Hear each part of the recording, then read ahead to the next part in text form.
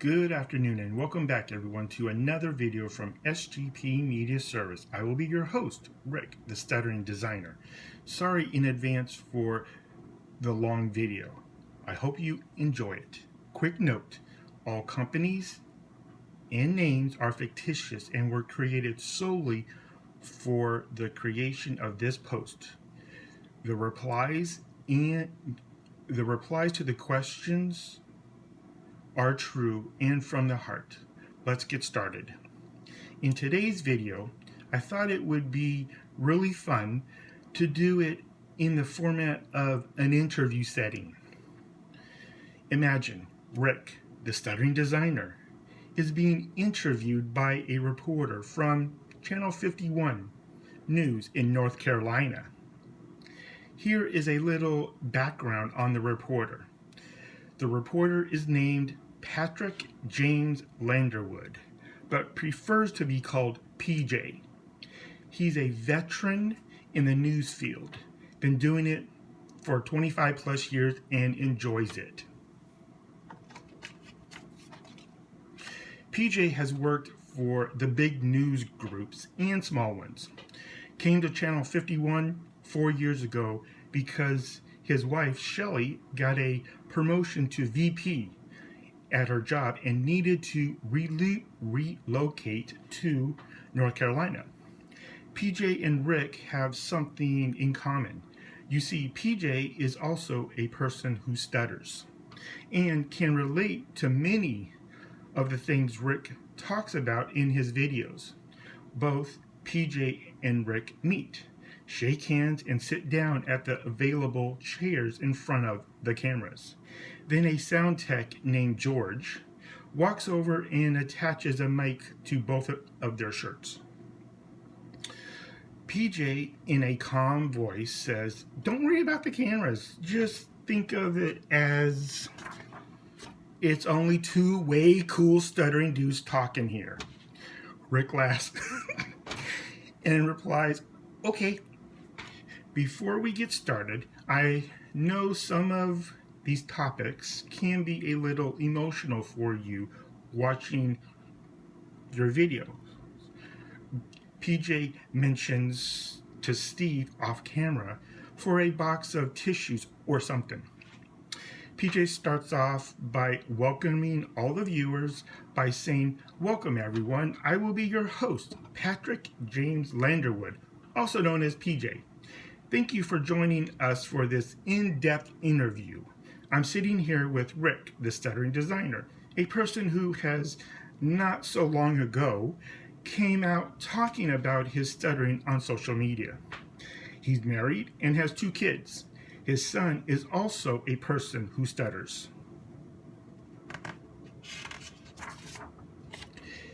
PJ says, "See, Rick, I get emotional at times about this topic too, because I also have a stutter and a lot of my viewers know it."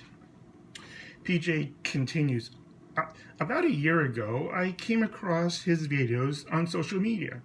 I felt intrigued with his journey and continued to watch.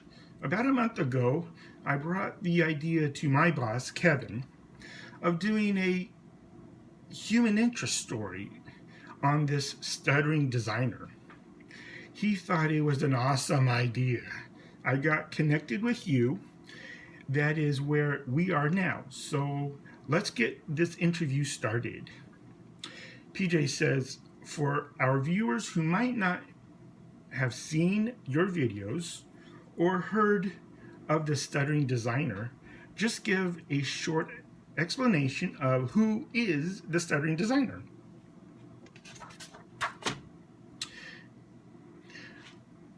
Rick replies, "Okay, PJ." Rick continues, "Basically, I put my stutter with my passion of design and came up with the Stuttering Designer, a self-promotion idea to try to get design projects. But not just that, a way of personal speech therapy for me and last to promote stuttering awareness to others who might not know about it. You see, about 3 million people in the US and about 50 million worldwide suffer from having a stutter to some extent. PJ says, so Rick, in your videos, you have mentioned that you have had a stutter ever since you were talking. How was it for you in school to grow up with having a stutter?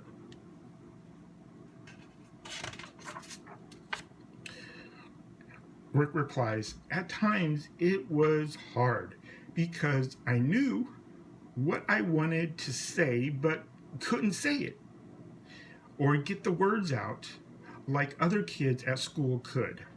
It made me a shy kid in school. But don't get me wrong, I had friends in school. I was, I guess, more choosy of them than other kids were. That is what my mom told me one time. I wouldn't let all the kids get close in fear of them laughing and teasing me. PJ asks, so were you this way all through school? Rick replies, I guess to some extent. From elementary through high school, I had attended 4 or 5 schools because of moving.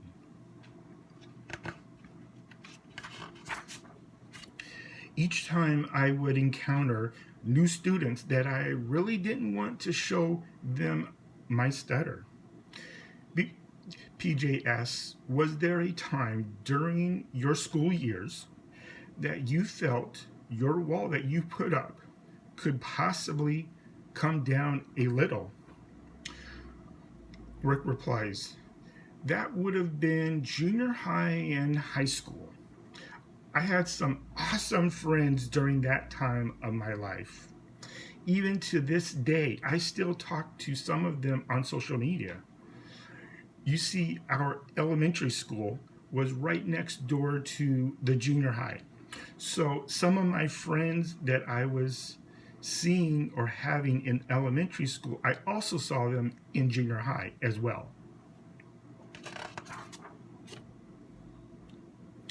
PJ says, let's talk about high school. This is a time in a person's life when they're trying to still figure things out or get ready for college. PJ asks, did that wall go back up in high school? Rick replies, unfortunately, it did. But just like in junior high, I had some great, awesome, understanding friends. Having friends that support you is so important when trying to deal with life-changing issues. PJ asks, so how did the wall come down this time?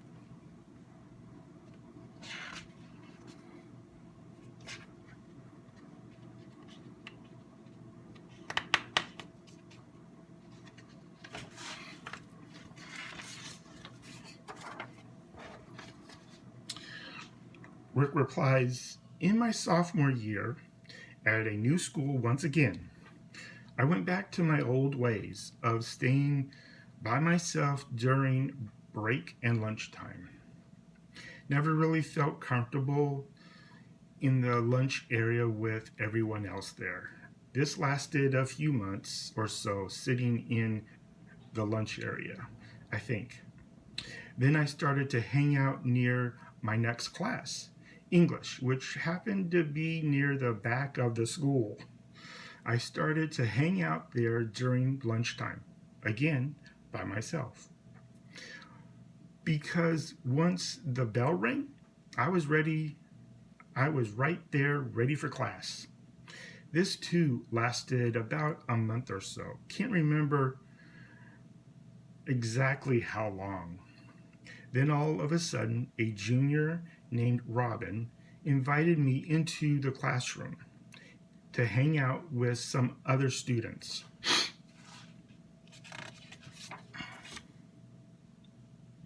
My English teacher, Mr. Lee, would allow students to come and hang out in his classroom during break and lunchtime. PJ says, your English teacher obviously knew you had a stutter. Rick replies, yes, he did. PJ asks, did any of your other junior high or high school teachers ever know or notice you have a stutter? Rick replies, not sure. They could have known, weren't sure, or just never really said anything. While in school, I would try to sit near the front of the class. You would think a person who stutters would always want to sit in the back of the classroom. Not me.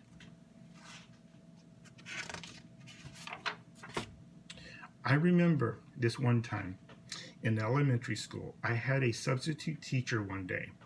We were doing reading from a book, and the teacher would call on different students to read aloud. The teacher must had something to do in between students reading this one time. So I started to read ahead to myself quietly. She must have noticed me. Yep.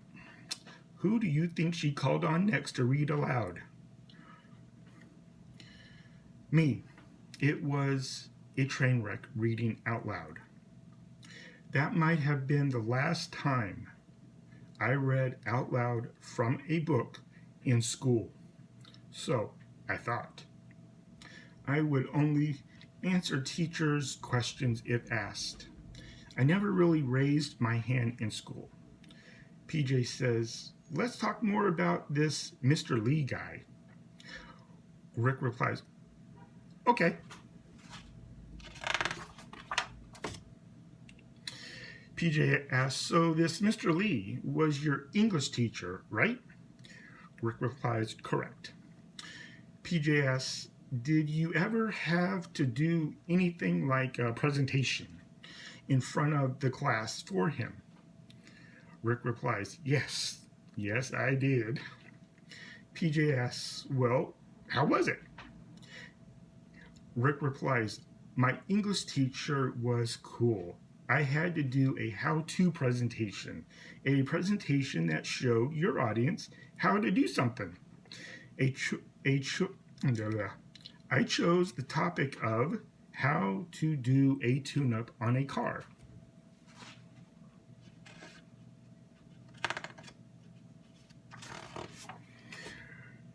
Remember, this was old school engines, nothing like today's engines. I had the parts like a spark plug wire, distributor cap, and so on, all attached to a cardboard sheet. During the presentation, I would point to the different pieces as needed.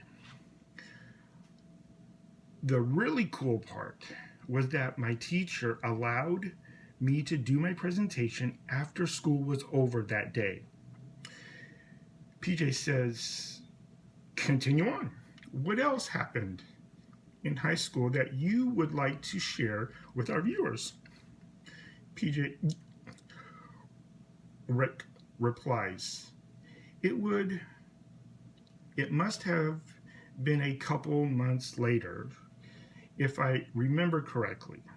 Robin and my English teacher, Mr. Lee, were talking about me.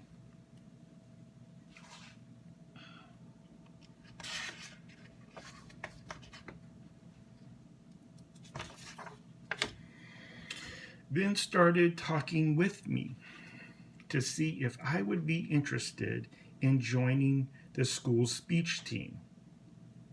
PJ says, that's great. So Robin and your English teacher, Mr. Lee, saw something in you. Rick replies, I guess so. Joining the speech team was the furthest thing from my mind. Also, Mr. Lee was the speech team coach. Mr. Lee explained kind of how it all worked. He said basically, during a regular school year, you have several months where on certain Saturdays you will compete against other sophomores through seniors from different schools in different categories. We decided for me just to get my feet wet and see how it works, that I would enter the category of storytelling. The storytelling category is like a person in front of a group holding a kid's book and reading each of the pages to them, making the reading time fun with different sounds, voices, and emotions. We found a little kid's book called Little Hippo. Once we found a book, I started to read it over and over, practicing with it at lunchtime and after school, trying to get ready before the first speech competition. By this time, I was getting more relaxed, hanging out with the speech team. The speech team consisted of students who were sophomores through seniors. PJ asks, so how did that first competition go for you?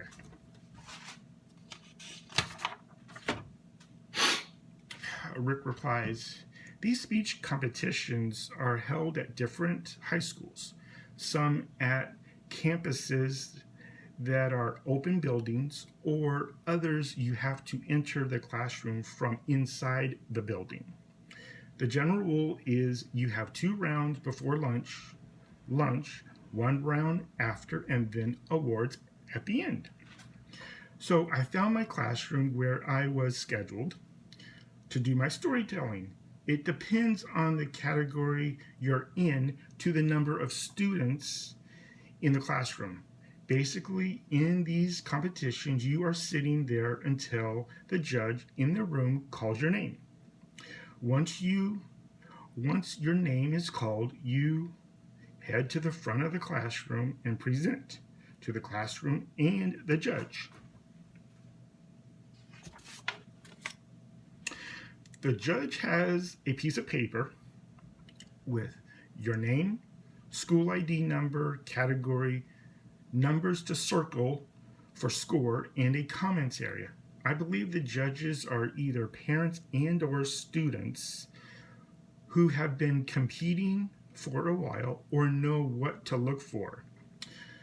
My name was called and I headed up to the front of the class and presented, reading a kid's book, something that I thought I would never ever do again since my elementary train wreck. But look at me now, doing it again. The nerves, stress, and stutter were there. PJ asks, how did that make you feel? Rick replies, even though I had practiced so much, I still felt so nervous because I didn't think of myself as a storyteller. What kid with a stutter would be on a speech team? I just had to keep reminding myself that it was a start. As the speech season went on, I kept on practicing and getting help from other team members. The nervousness, stress, and stutter never went away.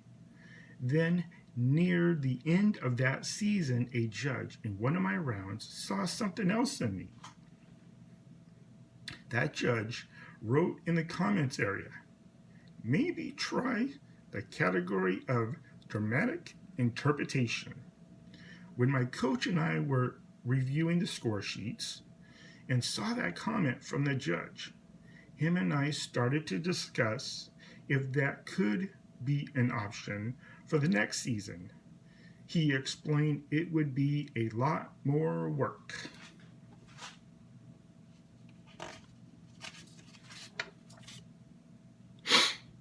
Scripts were really not allowed like in storytelling. It should all be done by memory only. PJ says that should have made you feel good about yourself, that someone else saw something in you other than storytelling. Rick replies, it did. PJ asks, so the next year, did you change your category? Rick replies, yep, I did. I changed it to dramatic interpretation. PJ asks, how big of a change was it for you? Rick replies, it was a huge change for me. First, we needed to find a scene from a book that had the dramatic feel, but also one that I could not only read but memorize as well. My coach found a piece in a book that might have worked for my script.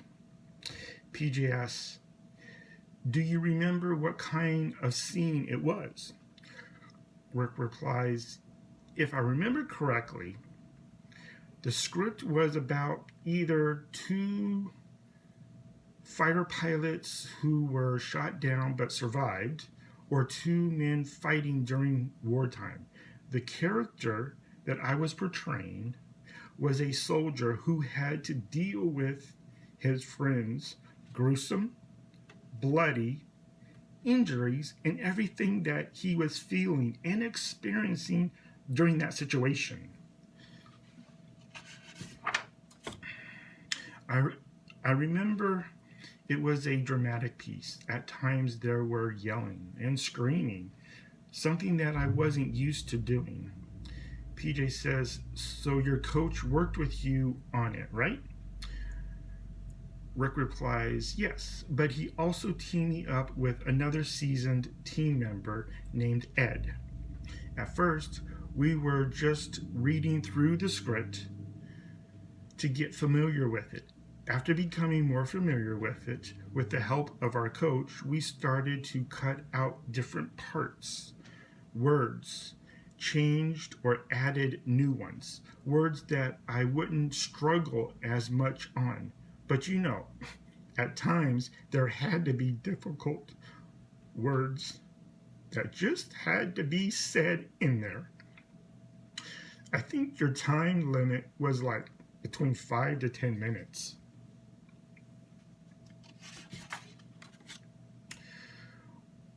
We never changed it to the point where it changed the whole story. We practiced and practiced during lunch or after school to get ready for the upcoming speech season. PJ asks, how did the new season work out? Rick replies, the new season gave me a chance to get my feet wet in a new, different, and difficult category. Nothing like the storytelling category last season. PJ asks, not to get personal, but did you win any awards that season? Rick replies, no, but two, I wasn't expecting to win anything. A lot of the other students that I was watching in my rounds were a lot better than I was. PJ asks, did you stick with doing the speech club thing? Rick replies, yes, I did. By my senior year, I was more comfortable around other team members, even some of the new ones joining as well. I had some great friends like Robin, Ed, Christine, Chris for short, Cheryl, Eric, and so many others. Like I mentioned before, having friends that support you is so important when trying to deal with life-changing issues. PJ asks, so you stuck with the speech club through your senior year. Were there any changes?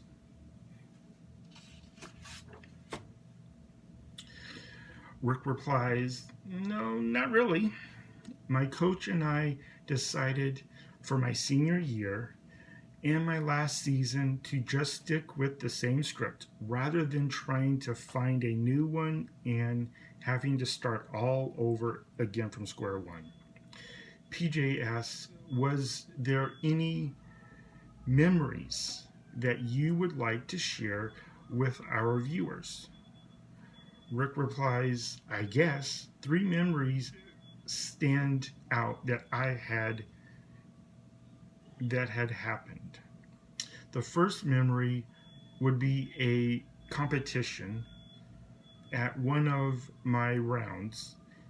A good friend and team member, Robin, we had to compete against each other in that same round. You see, you didn't know who you were competing against until you got into the classroom. It added some additional stress that I was feeling that round. I don't want to brag, but when we got back to school the next day and took a look at the scoring sheets, the round that I had to compete against a team member, I received a slightly higher score. PJ says that must have made you feel really good about yourself. Rick replies, it did. Through the last season, I kept on working with Ed and Coach to tweak the script here and there in places. Rick continues, the second memory would be at a different school. This particular school was set up in the classroom doors where they're down hallways, not like other schools where you enter from the outside. I was in my first round presenting to the class and judge. It felt like any other time that I was presenting during rounds. Nervous. As I mentioned before, the script had some areas of yelling and screaming were involved. After that round was over, I headed back to meet up with other members who were also finished. When my friend Chris was finished, she came over to me and mentioned that during her first round, some of them could hear me presenting from my classroom. Imagine this. Classrooms are set up side by side in a hallway style. Sounds will travel. I'm not sure how far down the hallway her classroom was. Obviously in hearing range, especially during the yelling and screaming parts of my speech. PJ says, wow. Rick replies, I was like, yes. And then Rick continues, my last memory, but then there were so many great ones. It was nearing the end of the speech season. At this point, I hadn't received any awards. I felt sad and just tried to brush it off as, oh well. But it hurt because I knew I had worked so hard on my speech for 2 years. Rick pauses.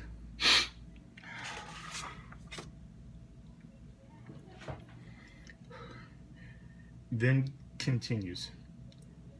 It might have been the last competition of the season. We were competing at Pacific Palisades High School. I went through all 3 rounds like I had done so many other times before. Nervous and stress right there with me. It came time for all the students and the chaperones to gather in the cafeteria area for the awards assembly. The announcer was calling up the different students from each category to receive their award. Again, I don't want to brag. When they started calling out the students from dramatic interpretation category, I was like totally surprised. Something that I wasn't even expecting. The announcer actually called my name.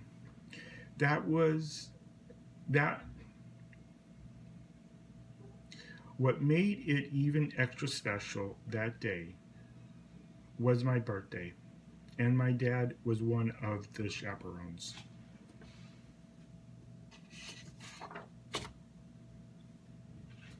PJ says, it seems like you had a great junior high and high school experience. Rick replies, I did. but I was still struggling with my stutter every day in school.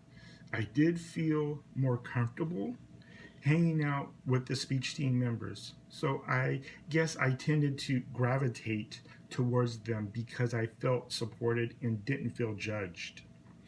PJ asks Rick, before we close, did you want to say anything else to our viewers about stuttering? Rick replies, sure. Let's remember those people who aren't always accepted and maybe laughed at by others because they have a stutter, or they don't know what to say or how to react to someone who stutters when they see them, because they also have the right to be heard, just like anyone else does. PJ says, I guess that will be a wrap. PJ continues, I would like to thank you, Rick, the stuttering designer, for your honesty, humbleness, and letting our viewers get to know a little more about you and your journey. Rick replies, you're welcome. PJ says, this is Patrick James Landerwood reporting for Channel 51 News in North Carolina. Good night, everyone. PJ mentions to Rick that he will let him know when the piece would be airing. Rick replies, okay, thank you. While PJ and Rick were talking, the same sound tech, George, walked back over to get the two mics. Both said their goodbyes, shook hands, and went on their way.